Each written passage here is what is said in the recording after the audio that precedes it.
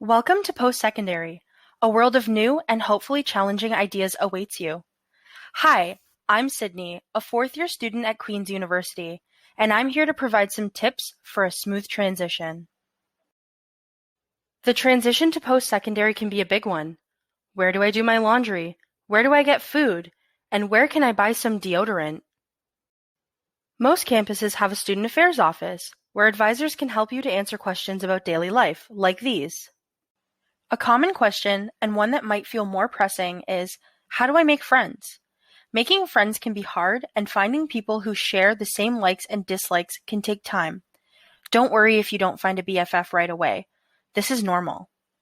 You are likely to make friends with the people who you see on a consistent and regular basis. For example, if you often go to your lectures, hang out in your residence common area, go to the gym or concerts, coffee houses or prayer services, and so on. You are more likely to find your friends in these places. But remember, it takes time.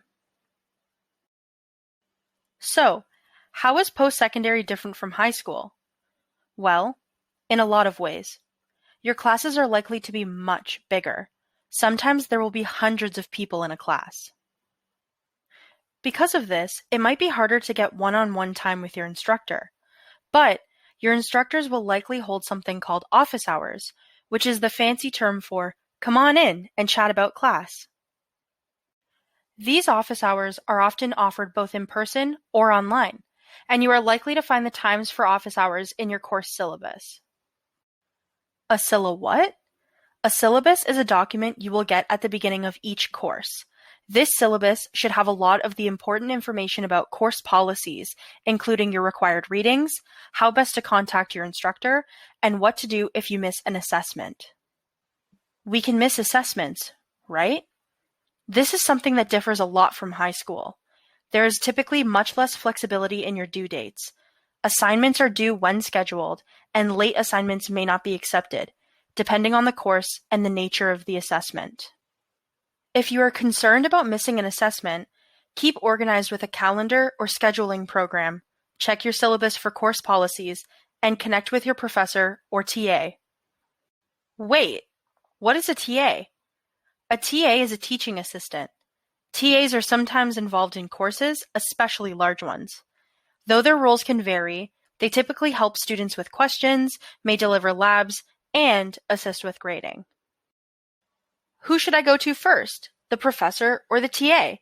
This will depend on the course. Your syllabus will likely have information on who to contact for questions related to the course. Remember that even though an email is easy for you to send, your professor likely receives hundreds of emails a day. Yes, really. Please use at least 3 business days, Monday to Friday, 9 a.m. to 5 p.m., except holidays, as a general guideline for responses, though you may get a response sooner or later. A common question is, how do I address my professor?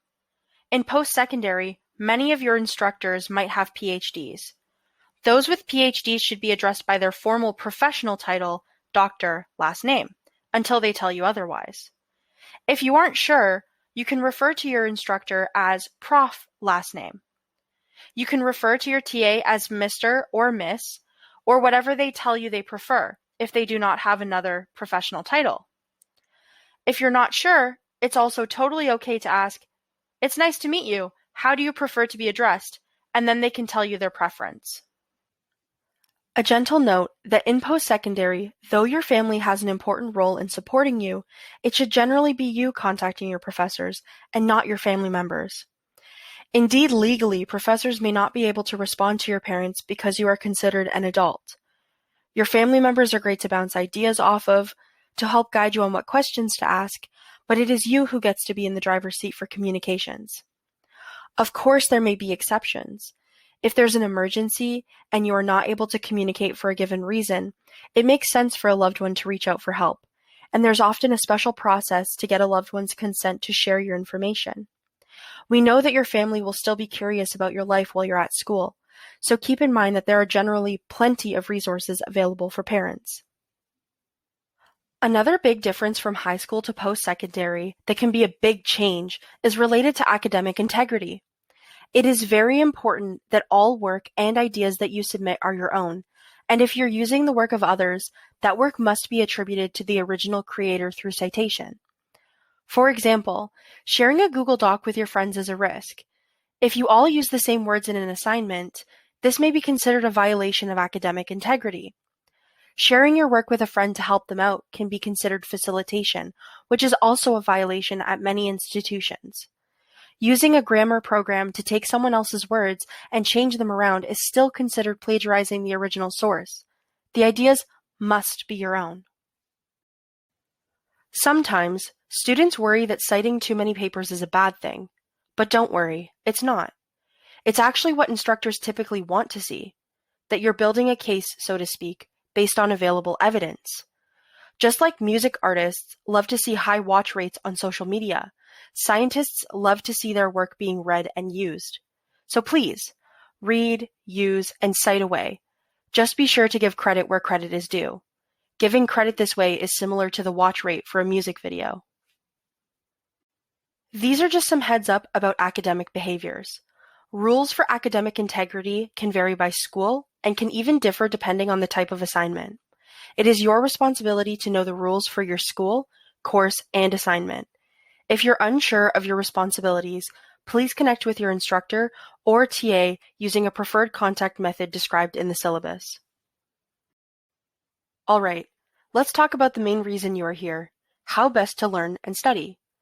You are no stranger to studying, but it never hurts to think of new ways to remember what you learn. Research supports a few study methods that you might not have considered. Space out and interleave your study sessions. Research has shown that when compared to cramming, spacing out your study sessions leads to much better long-term retention and test performance. Similarly, mixing together several different topics or kinds of problems will help you learn better than blocking each one together. So it is always a good idea to space out and revisit material periodically to keep it fresh in mind. Review, but also self-test. Being tested can lead to better learning than studying itself. This seems counterintuitive, but it provides a way to produce the answer and rule out alternatives, instead of simply reading it. So quiz yourself often. Some textbooks will provide sample questions, and some courses will hold practice exams. Make use of them. If your course doesn't have them, write your own and revisit them later. Think deeply about the content. Actively engaging with the material will make it stick more than rereading or repetition. Think deeply about how a concept is connected to other concepts or your own life. Draw yourself a diagram or concept map. Explain the content to your peers, even if they already understand it. Distractions can be a big challenge. We all have things dinging at us throughout the day, and there is more to your life than just school. There are some strategies to help keep your study time focused. Make sure that some chunks of your time are dedicated to just studying. It can be tempting to have movies streaming in the background or to be listening to a lecture while cleaning your room. These things can seem more efficient, but often make your studying time less effective. Give yourself distraction breaks. Since a lot of our work takes place on devices, notifications from other apps or social media can really shake your focus. Try working distraction-free for 25 minutes straight, then taking a break for distraction for 5. This cycle repeated is called the Pomodoro method and can really help to increase productivity and avoid distraction and procrastination. When you're in lectures or watching them from home, you may find that your thoughts drift away and that you're periodically checking your phone or scrolling through social media. Research shows that multitasking in this way comes with lower grades in the long term, so try to put your devices away. As we wrap up, please know that your school, professors, friends, and family want to see you succeed. School is all about learning. If you have a question, please be confident and reach out to your professors, TAs, peers, and academic advisors. Together, we make strong campus communities, and this now includes you. Welcome.